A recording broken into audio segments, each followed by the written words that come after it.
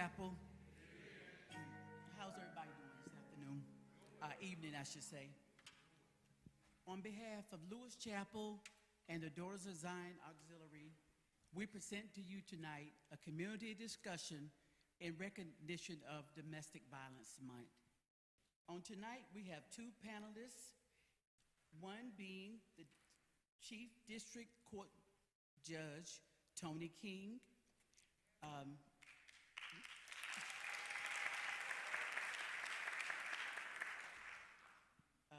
Honorable King was appointed to the bench in February 2009 by Governor Bev Perdue. She presides over family court and the difficult decisions on the outcome for families. Her work has expanded through the creation of human trafficking.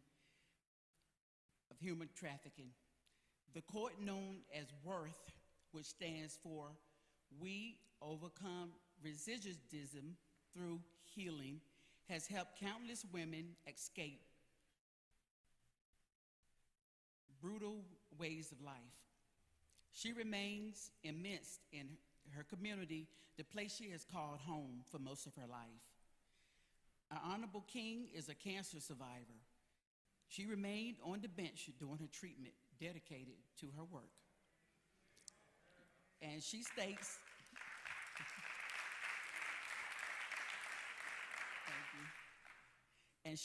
and I will quote, "Our organizations are filled with accomplished women."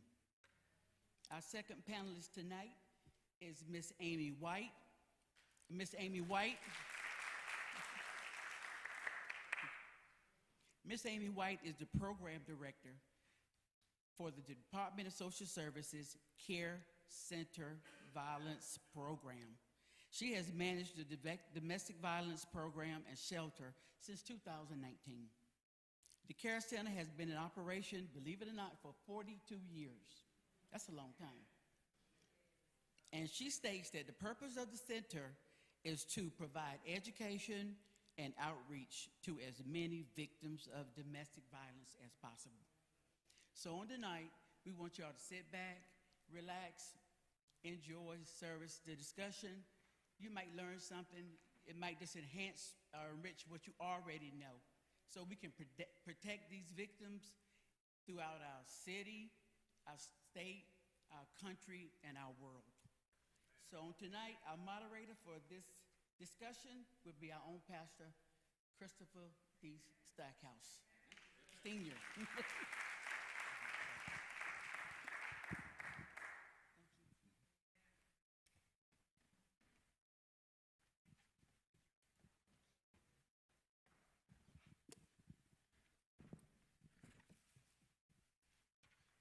First of all, thank both of you for coming to lead this discussion tonight. This discussion is very needed, unfortunately, but fortunately we have the two of you to help lead this conversation on today. As previously stated, we're not having this conversation just because we're having it, because it is our prayer that it reaches those that it needs to reach the most. So, first thing I thought we'd start this conversation, I think you cannot have a conversation until you have defined the very thing that you're talking about. So first thing I'd like to ask, what is considered to be domestic violence? Domestic violence is a way to gain power and control over the victim. It can be many forms. It can be physical abuse, it can be financial abuse, emotional abuse, and verbal abuse. It's all about trying to get control over an individual. It's not because that person loves you or is jealous. They just simply want to have control over you. I think it's important to make sure you know who we define as domestic violence. A lot of times it's going to be individuals that you are married to, that you are dating. We call it intimate partner violence as well as domestic violence. It's always very interesting to me who the person is that does the abusing. It's supposed to be the person that loves you, and it's that person that loves you in that position that also becomes your abuser. I remember when we were going into the pandemic, one of the things that was a big conversation around this was so many people are going to be left in seclusion with the person that is their abuser. Have y'all seen any rise or change, increase or decrease since the pandemic started of domestic violence? Believe it or not, during COVID and during the times that we were on the shutdown, we saw a decrease in domestic violence. And the reason being is because people couldn't report it. People couldn't get out. People couldn't get to the places that they needed to get help from. So we did see a decline. That didn't mean that we didn't have domestic violence, because the court system, contrary to popular belief, Cumberland County never shut down. And so therefore we were always open, but that didn't mean that people could always get to us. In the care center, we had a fluctuation of some, like in the very beginning, it was very heavy. Then towards the middle part, it kind of tapered off, and then it kind of increased again. So it just goes up and down. We see different numbers each month. Curious, this is not a question I thought of before. Is there a certain time of year, like going into the holidays or anything like that, where there seems to be a kind of consistent increase that you see, or is there really no pattern to it that you've noticed? Typically, we get a lot of different domestic violence filings around the holidays, because that's when individuals are celebrating, and a lot of people are engaging in alcoholic or adult beverages, so things get out of hand. So we do typically see a lot of filings increase when the holidays have just passed. And I would agree with her. We do see a lot of increase in the holiday season. So unfortunately, sounds like we're going into the season of an increase of this type of thing. Absolutely. And I think a lot of people have to remember, during Thanksgiving and Christmas are usually the times where people are the loneliest. A lot of people are depressed, and so that also has them where they strike out against individuals that are caring for them. And so this is a season where you're going to see a lot of that come out. Could the two of you give some possible warning signs to look for what an abuser might do to somebody? Like, well, what are some of the things perhaps that I should look out for that may be a sign that this is somebody that is inclined towards abuse? They're often very jealous. They are wanting to move the relationship very quickly. Say you just started dating, they may ask you to move in within a week or two. That would be a major red flag. They want to monitor your phone calls. They try to keep you away from your friends and your family. Sometimes they'll even move you out of state, away from your friends and family. Well, okay. You also have individuals that want to control you in terms of, it sounds good, don't work, I'll take care of you. That means you have to operate under my control. The other issue for the parents out here, young ladies think it's cute when the young man wants to know who she's texting or who she's with or where she's at. Oh, that's cute. He likes me. He likes you a little too much. So it does seem like there is a very a distinguishable line then between somebody who is being, I guess, in a relationship, curious about what their significant other is doing, versus jealous and possessive. So I guess that possessive element is more of the warning sign, and the way that possessiveness plays out in how they engage with their significant other to try to manipulate the situation. Isolation is a major part of it, yes. And they, again, like I said, they try to keep you away from your friends and family. They won't allow you to work. They monitor all of your funds. They monitor your phone. And that's all I can think of right now. And gaslighting, everything is your fault. Everything is twisted. They won't take responsibility for anything. It's your fault. This all happened because of you. So that gaslighting, and they'll make you think you're crazy. You'll sit there, maybe I'm crazy. No, you're not crazy. You just have to get out of that situation. And we keep saying he, but gentlemen, please understand that women abuse too. Women abuse too. isolation and dependency. Those seem to be two very key elements to be mindful of. Somebody that seems like in a relationship, they want to isolate you from others. And also, what was the other one? I said isolation and dependency. And they want you to be dependent upon them in one form or another, because it sounds like it can manifest itself in a multitude of ways. But when you break it down, I guess the core of it, you have to be careful of those, it sounds like, that want to isolate you from others and make sure you are dependent on them. Okay, all right. Also, let me ask, and this, I don't know that there is a answer per, like, for the discussion we're having, I don't know that there's a single thing to address with any of these answers, but question that we were asked and need to ask you: why do so many people that are being abused either stay or leave and go back to their abuser? I think that goes back to what we were saying as far as, number one, usually the person is dependent. So this person relies on that person for their financial status, for their well-being. The other part of it, they're scared. A lot of them have cut off their family members and their friends. They don't have good relationships because of that person. And so now they feel as if they don't have anywhere to go. So a lot of times, and then they've been beat down. Not just necessarily physically, but emotionally. They're just beat down. They don't believe in themselves. They don't believe that they can do better. They've started to deteriorate, and they think that this is life. And they also, I forgot my train of thought. They feel powerless. They may feel like they have low self-esteem. They don't have anywhere else to go. They often think about their children. They think, do I need to stay with this person because my child needs both a mother and a father to be self-sufficient and be secure? But it's actually more detrimental to that child to be around and grow up in a home where there's domestic violence, because that child's either going to be an abuser when they grow up or a victim when they grow up.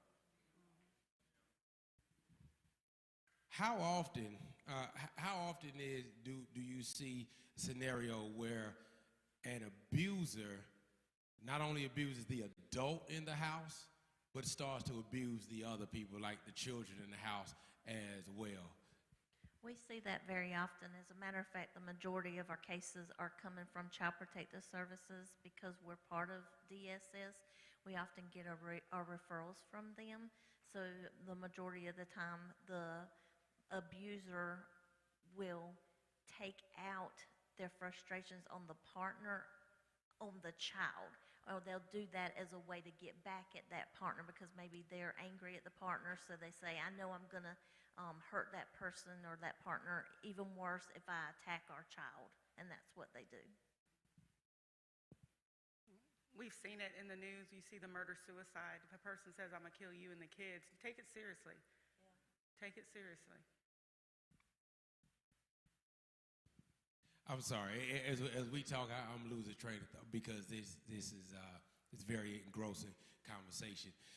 Are there any warning signs? And this is really going to transition us into the next question as well. Are there any warning signs to be aware of if you have a loved one that's being abused? Are there any warning signs that somebody may be able to be kind of mindful to observe? What we find a lot of times is that we never really know what's going on behind closed doors. People can come to church every day, you can work with them, and you think to yourself, man, they have it all together, look at their beautiful family, but behind closed doors, it's a totally different story. We see it in the news all the time, and we hear people talk about it. I never thought that he would do that to his wife, or I never thought that she would do that to her children. So we see it often. We never know what's going on in someone's home. So there may not even be a warning sign. They may hide it very well. They may wear makeup. They may long sleeves to cover the bruises. They may call out sick. No, I think that she hit it spot on as far as some of the signs that you may see. If you see a change, obviously the physical signs, the bruising, People are going to make excuses. I fell down the stairs, and you know that you've got a black eye, but no bruises or anything anywhere else, but you fell down the stairs. So some of those things are just inconsistent. But you also see people that are jittery. They jump at you might raise your hand, just touch your head, and they jump because they're so used to that reaction to the threat of violence. So there are a lot of different things that can be the warning signs. If you see a friend that's changed, that friend used to be outgoing, but now they're secluded to themselves, don't really want to share or talk with you very much because they want to hide that shame. And so that's a lot of reasons why you have victims that stay, because they're ashamed. How often is shame from, your experience? Because I really had not considered the element of shame that goes into the whole situation of being abused. I had not considered that I'm being abused and I'm ashamed to tell someone. How much of a role from your experiences, unfortunately, your vast experience with this, how much of a role does shame factor into people's willingness or unwillingness to seek out help? We see it in male victims all the time, and they are being abused. And we have several men that come in as victims that we are providing counseling to, but they don't want to come forward because of how society views men, that they should be strong, they should be quiet, they should handle their business. So I would say that men often feel shame. We have a lot of women that also feel the same way, especially if they never grew up in an environment with a domestic violence home, and they think, what did I do to get myself in this type of situation? How did I get here? And they do feel shame. We definitely see it among men. Very few men come forward, and when they do, again, if you ask them, do you want to stay in this relationship, they kind of look down, even in court. They're ashamed because as society, again, we do look to the man and we say, you're supposed to be strong, you're supposed to handle that, you're supposed to be able to handle this, but you're not supposed to handle abuse, So I think that we have to change the narrative on that. We tell our young kids, if a young boy gets hit by a girl, what's the first thing we say? Don't hit her back. And then if he goes to tell, what do we say? Stop tattletelling. Yeah, I'll suck it up. Right. So we start teaching kids that it's okay, stop tattletelling, when now we're telling you, please tell us. And so we've created this narrative of confusion. Do I tell? Are you going to emasculate me because I'm out here telling that my wife is beating me up or my significant other? Are you going to shame me because I'm telling? So we've created this narrative of confusion. Which leads me to this, because we've talked about the isolation and we have also talked about the dependency. So victims of domestic violence tend to burn bridges and lose family and friends. Sometimes being blinded by what they think is love could turn you against the people who actually would not hurt you to choose the one who is hurting you. So what advice would you give family and friends who have a loved one that they know is in the process of being abused? I think you just have to let them know that you're there. Don't give up on them. Let them know you're there.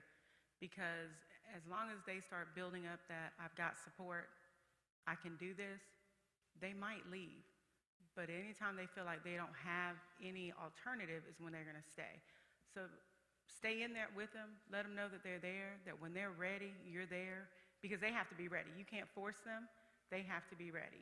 But as long as they know that help is there, you're giving them that power, that they can build up that strength so they can finally leave.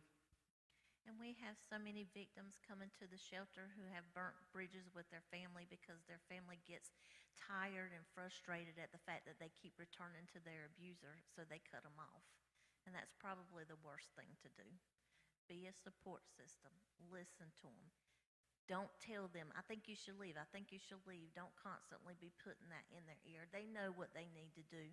It takes a victim up to 7 times to finally leave their abuser. 7 times. Wow. You know, Pastor, not to interrupt, well, I guess No, I am please interrupting you. interrupt. Go ahead. You know, one of the things that was stated was that you never know what goes on behind closed doors. The other day I was reading an article, I can't remember what show it is, but it's one of like the shows that people love to watch, like Judge Judy. It's one of those shows that come on TV, and the bailiff was in there, and there was a young lady, I think it was a divorce court case, and the young lady came in, and the judge said, "You don't look happy." And so the young lady looked at the bailiff, and the bailiff said, "Nope, she doesn't look happy." And the judge told the young lady, "This bailiff is married 20 years and he's happy." 3 days later, he was charged with murder because he killed his wife. You never know. Yes, I saw that Yes. on TikTok. Yeah, I saw that on TikTok. It really does reinforce what the two of you have already previously stated, that you can look for signs, and some of those signs will be there. And then also, people can get very skilled at hiding their hurt. And that really is a broader conversation, even more than domestic violence. People can get very skilled at hiding their hurt. But Amy, you mentioned something that I think I just want to repeat. He said when you know you have a friend or a family member that is in an abusive relationship, don't keep telling them to leave. They already know they need to leave.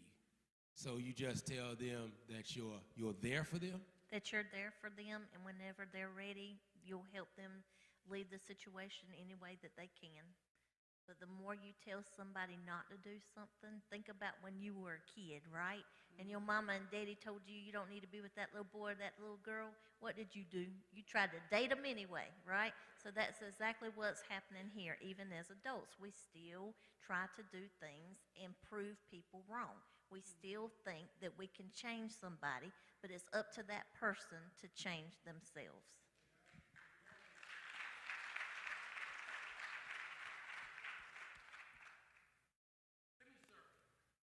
Let me circle here for the conversation of family. When family gets involved, when friends get involved, how is it very typical to see friends and family try to insert themselves in this kind of dynamic? Because knowing you have a loved one who's in the process of getting abused, I would imagine it becomes extremely difficult to not try to intervene. If they won't do something, then the family or friends may intervene. Have you seen that happen? And if so, is there a good way and a bad way to intervene other than that? Because there are some brothers, and they hear their sister being abused, are not going to be able to just say, "I'm here for you." So if you could, if there's any kind of perhaps a story of how it went wrong that may not be too, but however you would like to expound, because there could be somebody that watches this and they're like, "I hear you, but I'm on the way." And I would just like to speak to that brother, to speak to that father, to give them some direction, something on their way there that may give them a better outcome than what they may be planning to do. I'm going to put it to you, plain and simple. Don't go and beat nobody up. Don't try to take the law in your own hands, because if you end up in jail, how are you going to help that victim? That's the bottom line. If you think there's one loss, but if you are locked up or if you're killed, that's 2 lives lost. Mm-hmm. And again, as we said, it takes the person that's being abused at least 7 times to leave. So even if you intervene, put your life on the line, that victim is probably going to go back to that abuser. So again, it's one of those things where you just have to be there for them. extend that helpline to them. And we often have family members call on the behalf of the victim trying to find out, what can I do? You know, he's beating on her. She won't leave. What am I supposed to do? And they get upset with us when we try to tell them, just be a support system, you know, have her call us when they're ready, because we have to talk to the victim. And we do that because it is up to the victim. It's the victim's choice. We can't intervene. We can't go to the house and make him or her leave their partner. They have to be willing to do that and move forward. And it's very difficult for them. A lot of these victims come into the shelter with nothing. Their ID's been burned, their paperwork, their documentation, immigration paperwork. We have to help these individuals start all over from scratch. They come in with no clothes. They bring the children in with no clothes. They had to uproot their lives and start all over from scratch. And it's a very, very bad place to be. And they feel alone, and they have no support system. And the same thing happens with us in the legal system. We do the domestic violence protective orders that people come out to get the restraining orders. We get yelled at all the time because we have family members that come out to try to get the domestic violence protective order, and we tell them, you cannot do that. The person has to come in. And I get it, you want to help your family members, but the law just doesn't let me issue restraining orders by proxy or through other people. And so, especially if they're an adult. If it's a juvenile or a young person, that's different. But if it's an adult, we have to have that person come. And also, as we're talking about domestic violence, remember that domestic violence also occurs among young teens, teenagers, kids. It's happening among kids more than you know. You mentioned protective order. I believe you have some paperwork. I do. Ms. Cross has those over there. I just brought some sample complaints and orders, which is a domestic violence protective order. If you come down to the courthouse, you'll see myself, Judge Salamak, or one of the other 8 judges that are on the bench. And we have a process where you can get an emergency order if you believe that there's an emergency or immediate threat of harm. We will hear your facts without notifying the other person, and you can get an order, a restraining order, and then in 10 days you'll come back and have a hearing. And so I did bring some samples. I was telling Pastor Stackhouse that our main thing with those documents, people come in and they don't fill them out correctly. You have to tell us what happened, and when people fill it out, they fill it out like we know what happened. And you really have to fill it out because we don't know you, we don't know what happened. You have to write your story in its entirety. And there are several locations where you can file a protective order. They are called e-filing sites. And we have one at Fort Bragg. We have one at the Phoenix Center, which is also known as Rape Crisis. We have one in Spring Lake and in Hope Mills. And then, of course, we have the SafeLink office. Excellent. It's very encouraging to know that you don't have to necessarily go to the courthouse in order to file one, but there are multiple locations that, I mean, it's sad that it's to the point that it needs multiple locations, but I'm very encouraged to know that there's more than one place that somebody who is dealing with domestic violence can go to seek out help. And we tried to place them strategically to make sure that we would reach all sides of town. So like she said, Hope Mills, we've gotten one on the north side, south side, downtown, just to make sure that everybody could have access. And then you can also get a domestic violence restraining order 24 hours. So just because the courthouse is closed or these e-filing places are closed, you can go down to the Cumberland County Detention Center and a magistrate can issue a domestic violence protective order as well. I want to ask this question.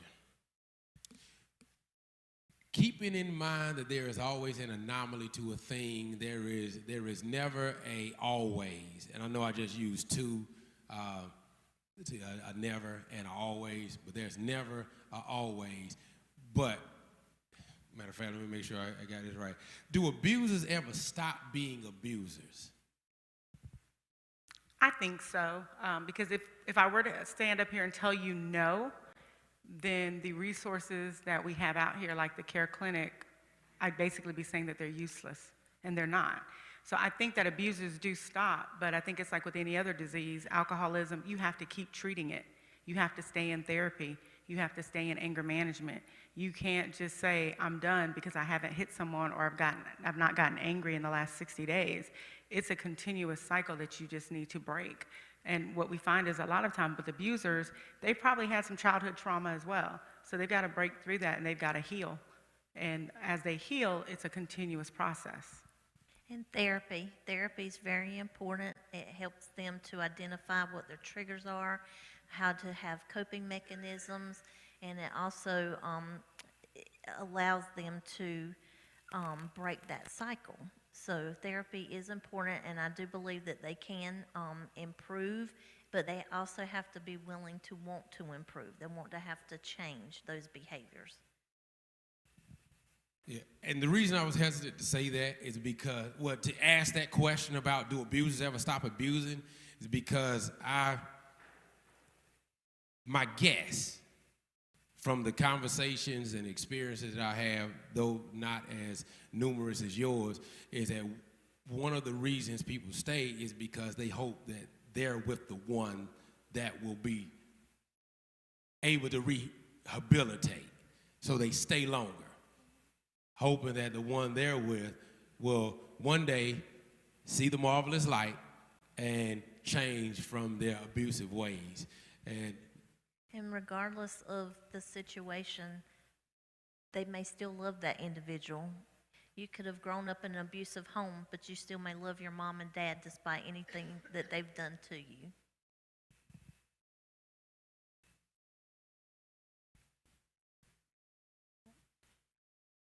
I think that it still goes back to the change has to happen from that person.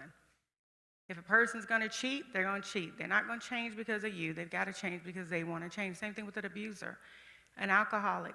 If you hide all of the liquor from them, they're going to find ways to get to it unless they want to change. This is no different. Abuser's going to change if they want to change.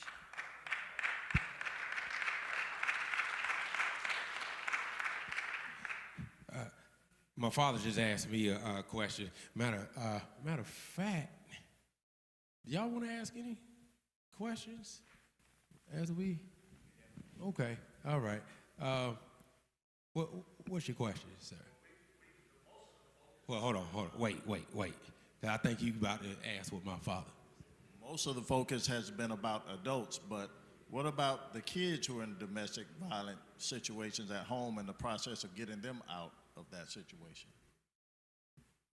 Well, that's another thing that you cannot be afraid. If you suspect domestic violence, call DSS so they can get an investigator out there to investigate. Call the police.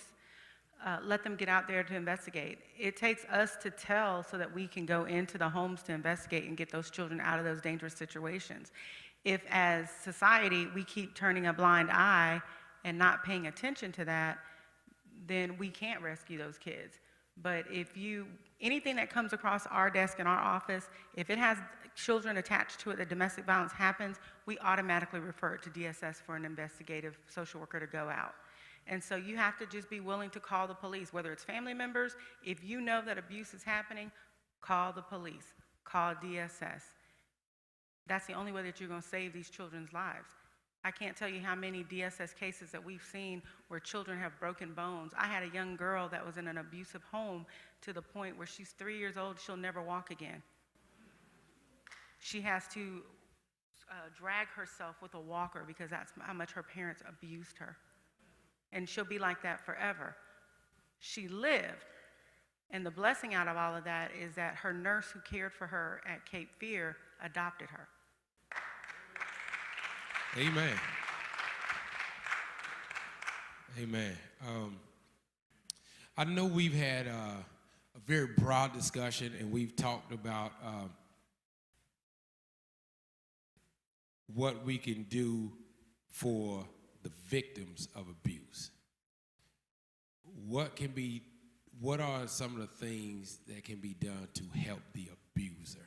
Because as previously stated, I think by the both of you, sometimes an abuser, and this is not an excuse, it is just a statement of fact.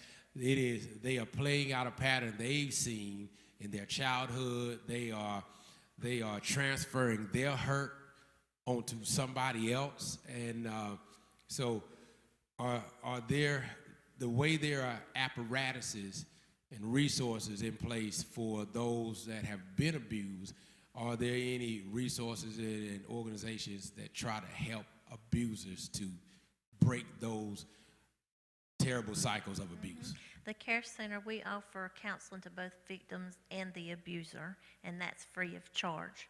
We also have the domestic violence intervention program called Resolve, and most of the time they're court ordered through the court to attend our program. It's a 26-week class that they are with other abusers, and they have a facilitator that teaches them about domestic violence, helps them identify their triggers, helps them to identify coping mechanisms, so that hopefully by the end of the course, they have learned something and willing to change. We never say that they graduated from the program because they may reoffend, and we do see that, unfortunately. But there are some gentlemen in there that have been very successful and have turned their lives around. And then for those that are military, certainly Fort Bragg offers it through the ACS. They offer a 12-step program out there as far as for abusers as well as for the victim to go through the counseling. They have scream-free classes to teach you how to be a better parent and to parent without screaming and without physical discipline for your children. So there are quite a few classes, and that's free also to the military families. Yes, question. How serious is domestic violence play with anxiety and PTSD? I think with all domestic violence, if you have an abuser have a domestic violence assessment, you're probably going to find that they have some sort of a mental health diagnosis that needs to be addressed. And remember, PTSD, I know we associate it a lot with the military, but PTSD can also come from individuals that just went through a traumatic situation. So those individuals that were abused in their childhood or just abused even in their adulthood, they could have PTSD because of that traumatic situation. And so certainly we do see that. That's where we get the reoffenders or the kids that grow up to be abusers. Two questions to close. First, I was asked, and I'll transfer this question to you, for those that have been abused and are out of those abusive circumstances, how do they regain their self-confidence after having it beaten and stripped away from them? How do they process that and find themselves again? Therapy is important for them to have an outlet to talk about what they experience. They also need resources. At the Care Center, we can actually help a victim get into, say if they find a place that they want to move to, we can help them pay their rent deposit, their utility deposit, their first month's rent, so that they can become independent. We also have the benefit of being at social services, so excuse me, we can refer them to food stamps, Medicaid, get them all the essentials that they need to be successful when they finally become independent and willing to be on their own. I think that is definitely key. I'll tell you, through our treatment courts, we do the same thing. We do what we call a comprehensive clinical assessment first, and then we start to treat the person from that emotional standpoint and the mental health standpoint. And then as Ms. White said, we then try to locate employment for them, a safe house, and give them that reassurance that they can make it. We had this one young man that was abused, and I'll tell you, he was so excited because we got him employed at one of the local community partners here, and they had him doing some just home improvement stuff. And he started to save his money. He started to see that he could make it. And the next week when we saw him in court, he said, "Judge King, I got me a bicycle," you know. But he was so proud because now he could ride with that bicycle. And then whenever you ask him, you say, "Well, what are you going to do next?" He said, "I'm going to get me a flat screen next," you know. And it was just that little bit of thing because the place that he started working, they gave him a room. So he became like the handyman of that treatment house. And so he got him a bicycle, he got him a room, he got him a flat screen. He was able to save a little bit of money in his bank account. And he built up that confidence. And so that's what it takes. And that was for a man, you know, because he had been beaten down so bad. And so when he realized that he could get back and stand on his own and love himself, and women, same thing, you gotta love yourself. Run into another man or another spouse is not the way to build up your confidence. You have to love yourself.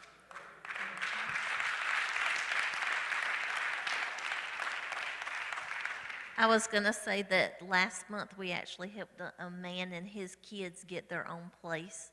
He was fleeing domestic violence, so he was so excited, and he was like, I can't believe y'all are helping me. I'm a man. I said, well, we help everybody. We don't discriminate. And there's no shame in that. If you need help, as she said, we have resources. We pay for housing. We pay for transportation. If we need to relocate you, we will fly you somewhere. But you have to ask for the help. And you don't have to repay it. We have, at the court system, we have grant money, but you've got to be willing to leave.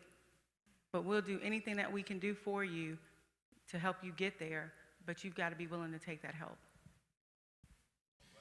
Which brings us right to the last thing, the resources. We've talked about some of the resources that are available, the e-file locations, things of that nature, the care center that continues to do phenomenal work, Worth, which is doing phenomenal work. And Lewis Chapel, I do want you to know that Lewis Chapel has partnered with the care center for some time now. So we send donations to help support this organization. So I want you to know that we have been a part of that for quite some time now. Having thus said, could you just, for our ending salvo, just go over some more resources, be them local or some, because people will watch this that are not local as well, maybe a number they can call, a resource that is either local or national that they may be able to go and find some help. And also I'll let you know that on each table there's also some resources and information for you as well, for you, for family, friends, whatever. So some of the agencies that we work closely with would be Legal Aid of North Carolina. Oftentimes when the victim gets a domestic violence protective order, we can refer them over there to get representation for that protective order. Also for immigration, if they're not from here, they help them with that. We have connections of Cumberland County that often help a lot of the single victims. We have coordinated entry. That's a key player in this area, and I don't know if anybody's heard of that or not, but the main hub is called the Continuum of Care of Cumberland County, and they have a program called Coordinated Entry. And what Coordinated Entry does is it's a phone number for homeless individuals to call in, but we also use it there at the care center because when a victim leaves, they do become homeless. So we get them connected with this coordinated entry to possibly get them into transitional housing if some's available. They may be able to get into the Salvation Army shelter or another shelter. There's other agencies around the community, Family Endeavors, Fayetteville Urban Ministry, Catholic Charities. We all come together to try to pull resources to help them identify housing locations. And let's face it, housing lately is very hard to come by, okay? Rent has skyrocketed in our community. And it's hard for individuals to find places. People are getting evicted from their homes because of COVID's affected a lot of things. They're living in hotels, they're living out of their vehicles, and we're seeing a lot of that in our community. The other issue that you'll see is a lot of times people have drug issues, and so there are resources out here for drug treatment. You have Carolina Treatment, all the different drug treatment centers that are downtown. A lot of them have grants so they can treat you as well, or if you have Medicaid or any insurance, they can bill against that as well. And then again, as I spoke before, our courts, we have grants that we assist people with treatment. A young lady right now going through domestic violence, being human trafficked, she's addicted to cocaine and fentanyl. And she came to court, our Worth court last week, and she was excited because we set up a plan for her.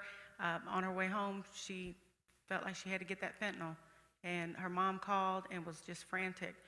But again, she wanted to change. So we sent her to a treatment center, and we're paying $900 a day for her to get treatment out of our court grant. She will not pay that back. As long as she is willing to change, we will continue to pay that to get her treatment.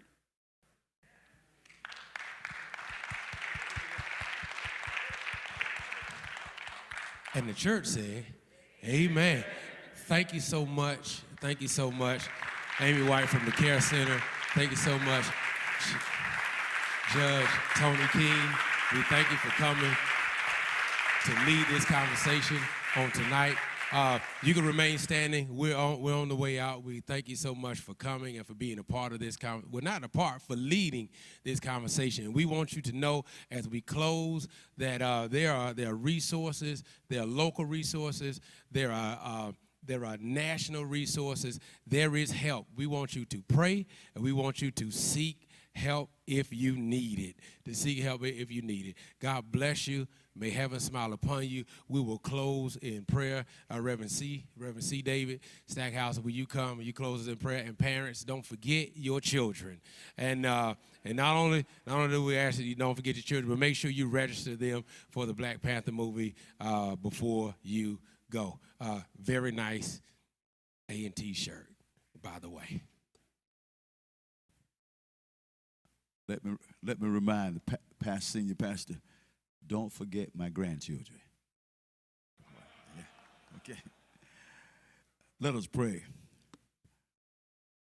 God, lead us and guide us along the way. For if you lead us, God, we cannot not astray. So, Lord, let us walk with thee each day. Lead us, lead us, lead us.